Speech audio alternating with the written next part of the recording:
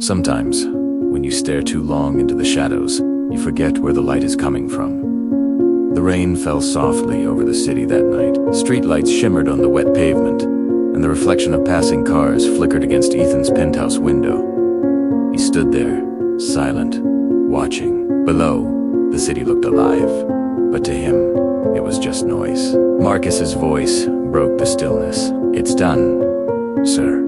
Ryan Cross has officially filed for bankruptcy." Ethan nodded, his tone unreadable. "And Lara?" She tried to contact him. "He's vanished." Left her with the debts and media backlash. A pause hung in the air. Her properties seized. "She's finished, sir." Ethan took a slow breath. He should have felt satisfaction. Victory. The closure he'd been working towards for years, but all he felt was empty. "Good work, Marcus," he said quietly. "Take the rest of the night off." When Marcus left, the silence returned, heavier this time. Ethan picked up a framed photo from his desk, the one of him and Lara, back when things were simple, when love still meant something. He stared at it for a long time before setting it down, a relic of a life he no longer recognized. Then he opened his phone and saw a message waiting. It was from Elena. "You promised to show me that secret spot by the harbor today. Don't tell me work won again." For the first time all day, a small, genuine smile tugged at his lips. A-typed bike. On my way. The harbor was quiet when he arrived, with small boats rocking gently under the moonlight. Elena was there, sitting on the pier, sketchbook in hand, her hair dancing with the sea breeze. "You're late," she teased, her eyes still on her drawing. "I was finishing something important." "Let me guess, saving the world." He smirked, a familiar mask slipping into place. "Something like that." She closed her book and looked at him really. Looked at him. "You hide a lot behind that calm face, don't you?" Ethan hesitated, the weight of his day pressing down. He sat beside her, the wood of the pier cool against his hands. "Maybe it's easier than explaining everything." "You don't have to," she said softly, her voice a balm to his weary soul. "Just don't forget you're human.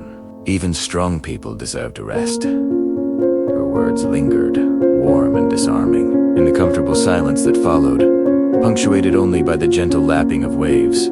Ethan found himself talking. He told her about things he'd never told anyone, about the long nights, the crushing loneliness, the betrayal that had shattered his world and reforged him into the man he was today. Elena didn't interrupt. She just listened, her presence a steady anchor in his turbulent thoughts. When he finally finished, his voice raw with unspoken emotions, she said, "You didn't lose her, Ethan. She lost you. Don't let her take your peace too."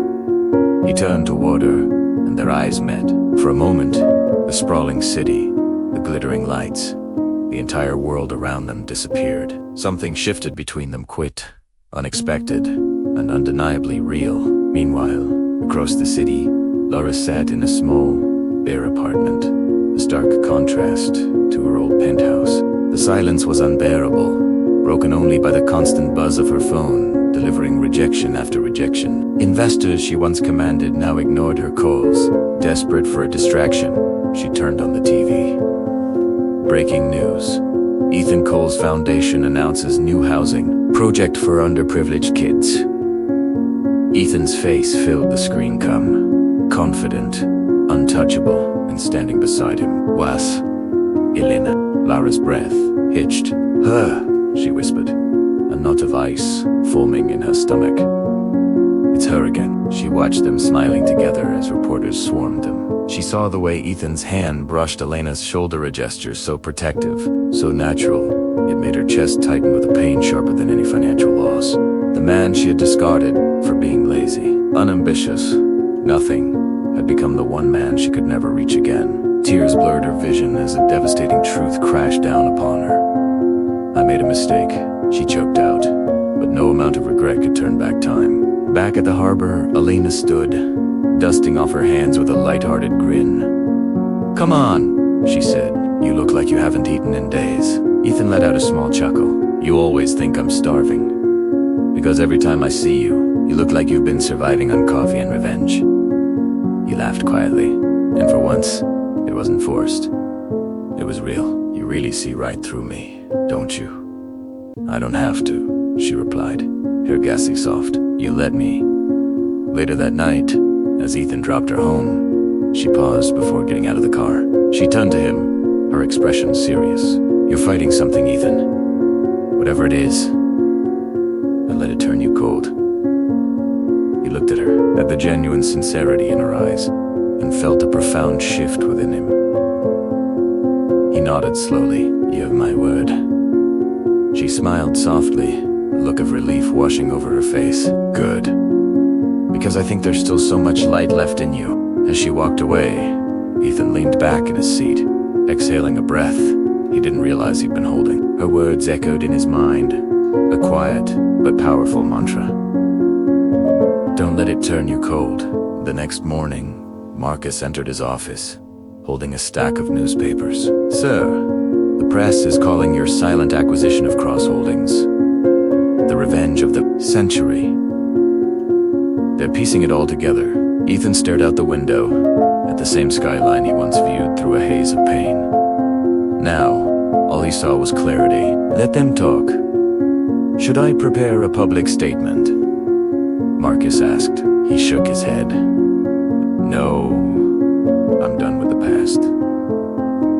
Marcus hesitated for a moment, and Lara Bennett, a pause stretched between them. "If she reaches out," Ethan said softly, his voice firm but not unkind, "don't block her, but don't answer either." Marcus nodded and left him alone with his thoughts. Ethan turned back to the city. He wasn't chasing revenge anymore. He wasn't haunted by shadows. He was simply closing chapters, making peace with the man he had been, and in the quiet corner of his heart, where emptiness once resided, a new chapter had just begun. Thank you so much for watching. If this story resonated with you, please hit that like button and subscribe for more content. We'll see you in the next one.